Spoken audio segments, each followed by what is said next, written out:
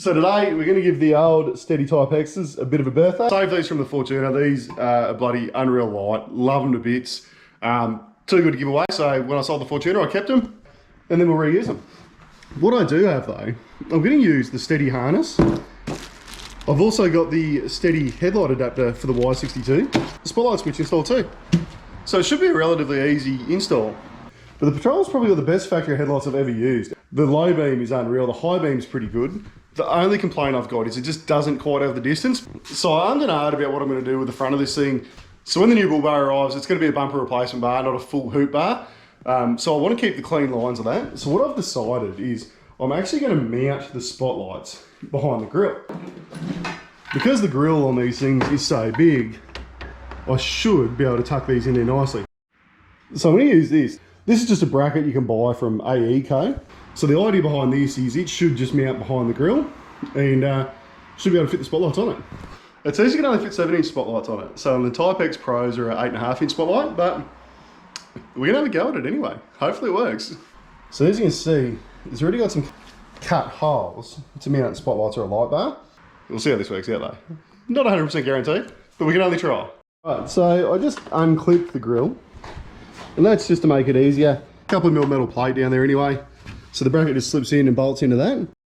You can see a little bit of difference in the colourings. A little bit faded, but like I say, they are old and always in the sun.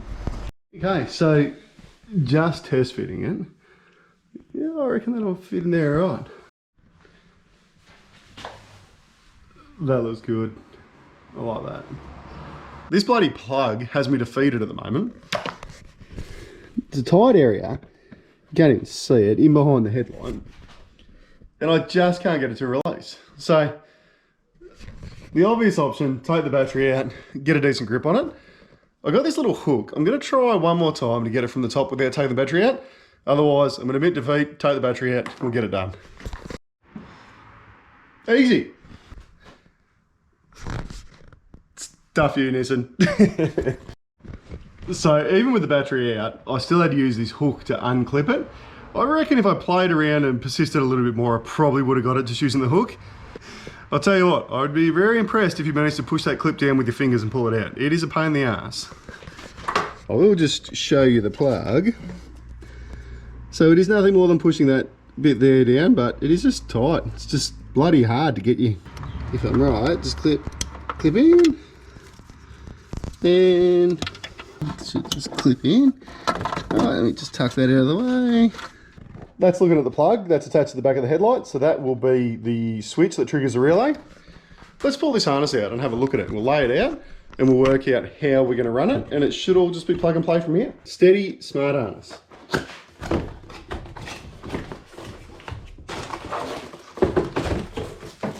Oh, it comes with zip ties too, which is good.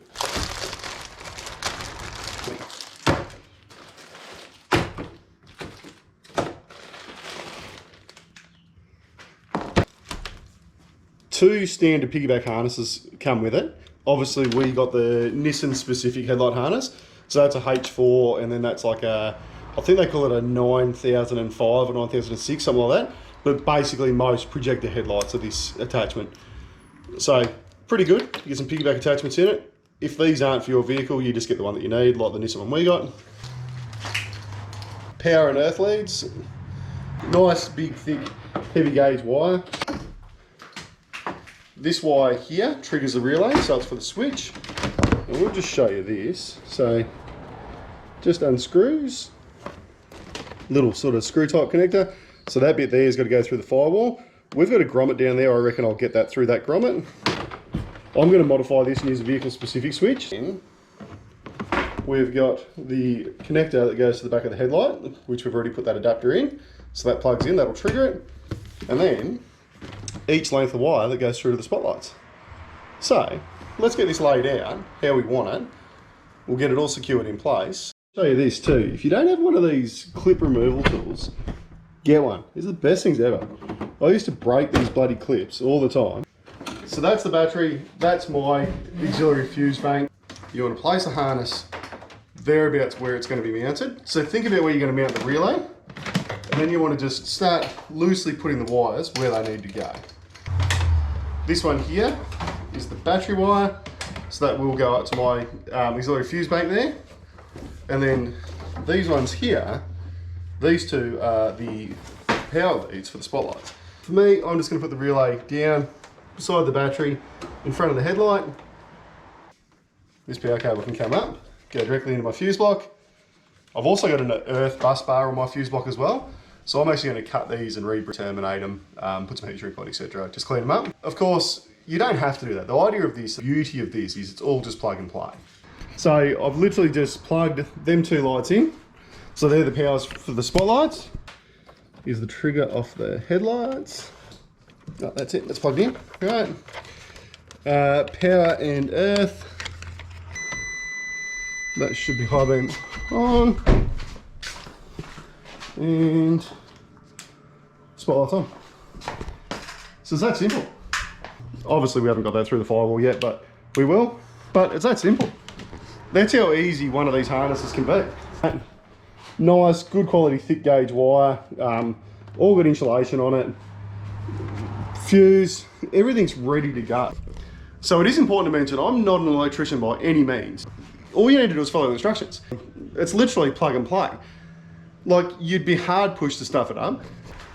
Looking at them spotlights on the wall, I reckon they're going to be right. I do think they're going to shake around a bit, so we might have to play around with that bracket a bit more. But anyway, I'll clean this up and then I'll show you what I've done with it. I tell you, one day I'm going to treat myself to a proper heat gun. Assuming I do that much of this stuff. Now I do like this thing because it just keeps everything neat and tidy. So then all this side here, they're all negatives. So, okay. Now that is the inline fuse that I cut off the harness. So what I will do, just grab the fuse out. What do we got? 35 amp fuse. Plug that in. Done. Zip tied all the excess cable out of the way. Look, there is a lot of wire there, but for the time being, it sits out of the way. So once we put the bull bar on, we'll decide whether the spotties are staying behind the grill or whether they're going to come forward and go on the bar. All right, time for some more struggles. Down there is a tiny little grommet in the firewall. Now that should be directly in the driver's footwell, so I'm going to try and get my fat arm in there and see if I can get it out. Run this switching wire through it. Also got a factory style spotlight switch, and I'm just going to put it down here under the steering column. So we'll get this blank out. Okay, so I'm just going to wire the switch up, test it before we put it in place, because these are hard to get out, these blanks. One thing you do get, you get a little wiring diagram with the switch. Just put a few crimp connectors on each of these wires. How clean is that switch? Well, Stedi do a good job of their factory switches. I'll give you some live footage of that too. Looking at the alignment of my high beams on the wall and my spotlights, I'd say that's pretty close to where they need to be. But yeah, it also comes with wiring instructions too, so anyone can do this. It's not hard. Literally, it is just plug and play. If you have any doubts, just pay an auto lecky. But I think you'll find, if you have a look at this, most people will be able to get this done. There you have it, tidied up, wiring tucked out of the way. The AE code bracket I put these spotlights on, it does say 7-inch spotlight max. The Stedi Type X Pros are an 8.5-inch spotlight. They do fit, I reckon they actually fit really well in there. I had to get a bit creative with how I mounted them, but I love it, I reckon it looks good. It's the green-eyed monster. I'll give you some feedback later on as to, I think they might rattle a little bit, but we'll see. I would have liked the bracket to be more rigid, so that's a bit disappointing. As far as getting them in there, getting them wired up, guys, it was easy enough. Now what we're going to do is wait for it to get dark and we'll take it for a drive and we'll see the alignment of them. I'm hoping the alignment will be okay, but we'll try because I'll be an absolute prick to adjust back there. Anyway, I'll see you when it's dark. One thing I want to show you, because I don't know if I've done any videos on this thing at night time yet, but these factory headlights are the best headlights I've ever had. Like the LED low beam is just unreal. That's high beam, which is great. The only thing high beam lacks is just a little bit of distance. And then that's spotlights on. So, like I say, of course I am capturing this on a GoPro, so the light's only going to be so good, you won't be able to see it. You have to take my word for it that it's good. But at the end of the day, that was the easiest set of spotties I've ever put on. The bracket fit relatively easy. Wiring harness was literally plug and play other than what I modified on it, which you didn't need to do. I just wanted to do that for my own sake. But yeah, overall, I think it's a good thing. Right, I'm about to go over what I like to call a rickety bridge. So you can see the spotlights are a little bit shaky. It's just the power cord rattling around in the fridge. But this will paint us a bit of a picture. See on the bank. Yeah, definitely shaking up and down. Well, there you have it. I was definitely concerned at how they'd react, how they'd shake around, but when you hit big bumps, yeah, they move a little bit, but nothing of major concern. So we'll run with it and then we'll reassess it when we get the bull bar on. We'll decide what we're doing then. There you have it, guys. That's my Stedi Type X Pros. Wide, we're using a Stedi smart harness. Plug and play, simple as it comes. The AE co-bracket behind the grill. Nice clean look, but what do you reckon? As always, I'd love to hear your thoughts and opinions. Do you think once the bar goes on they should stay behind there? Do you think they should come forward? Do you think they rattle around too much?